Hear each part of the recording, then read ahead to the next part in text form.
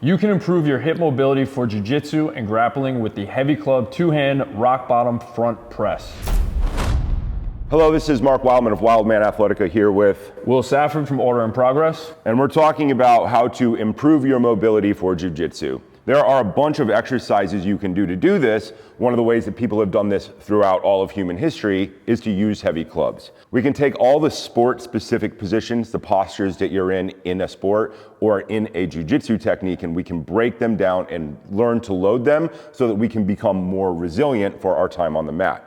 This exercise is practicing the rock bottom position of a squat. We're loading the bottom of a squat. As the position of the weight changes, the load on the hip and the lower back in particular changes. So the rock bottom front press has become one of my absolute favorite movements now. By using the club, you can, when you extend the weight away from you, you can get even deeper into your hips that you couldn't access that range by using a kettlebell or a barbell. And so it really mobilizes your hips in the bottom of the squat, but it also lights up your anterior core, which is exactly what you need to protect your lower back, protect your spine when you're doing something like jiu-jitsu. Step up to the club, 2 feet pointed generally straight ahead. The club should be between your feet. Extend 2 hands down with both elbows straight. In order to accomplish that task, your body's going to be slightly rotated. Your spine should be slightly rotated in this position. Pick up the club to order position. Order position matters, just like it does in barbell, just like it does in kettlebell, just like it does in dumbbell. The most important thing that we're looking for here is that our elbow of our top hand is squeezing tight to our body. Less important with a lightweight, but as the club gets heavier and heavier, that becomes more important.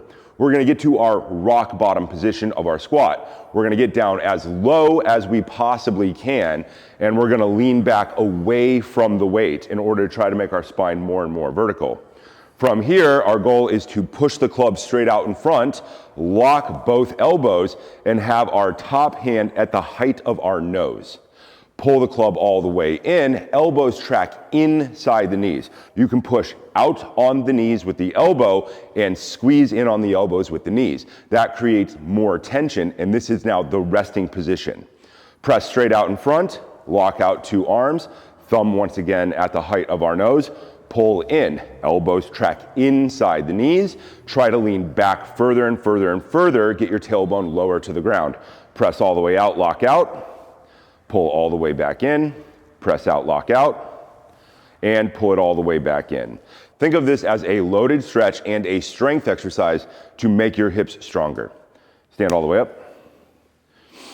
Let's set the club all the way down, straight down between our legs. Getting more range of movement in your squat and being comfortable being loaded at the bottom of your squat, I think is pretty key when people are trying to rip you in half. Absolutely. I think one of the coolest things you can do when you are doing your preparation for jiu-jitsu is to get multiple qualities that you need for the mat from one movement. And this movement, you're building strength and mobility at the same time. So it's like, you get multiple qualities and you're saving time, and you can use this at any time. You can use it before jiu-jitsu, you can use it on its own, you can use it on a recovery day. It's just a phenomenal move. Think about developing through heavy club swinging like jiu-jitsu. Think about a 15-pound club being white belt level. You would repeat this in 5-pound increments over the course of months and or years and build up towards a 50-pound club. 50 pounds doesn't sound heavy until you're at the bottom of a squat, you're holding the squat, and then you're doing that front press. It is a core exercise. People tend to start with a lightweight, 15 pounds, and they build up towards 50 pounds. Getting above 50 pounds is getting pretty crazy for this exercise in particular, but the heavier the club, the more you're going to feel a loaded stretch. Don't skip steps. Don't try to go from the 15 to the 50. Go 15, 20, 25, 30, and you should do it in some type of program where you actually track data. You could try to do this with a kettlebell or a dumbbell, but because you're holding the bottom of the lever, it really allows you to sit back, extend fully, and get that. Not only are you lighting up the core and you're mobilizing the hips, you're also hitting the shoulders and the upper chest. So it's like there's just so much you're getting from one move. You do a few reps of these and you're ready to roll. You can use this exercise to complement your other types of squat training. So if you do something like barbell squats, you could do this either before or after your barbell squats in order to help you get better at your range of movement.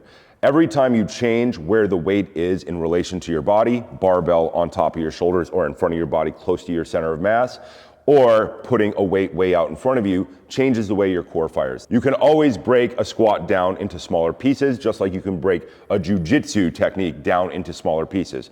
The goal is to get better at every position in every way and load it as many ways as possible. Finally, the last thing I love about this is when you start your first rep, you may not feel all that great, but by the time you get to your 4th, 5th rep of this, you're already feeling better. It's almost immediate, instant feedback. It's an instant change. You go down there with tight hips, you come up, you're loose, you're ready to go.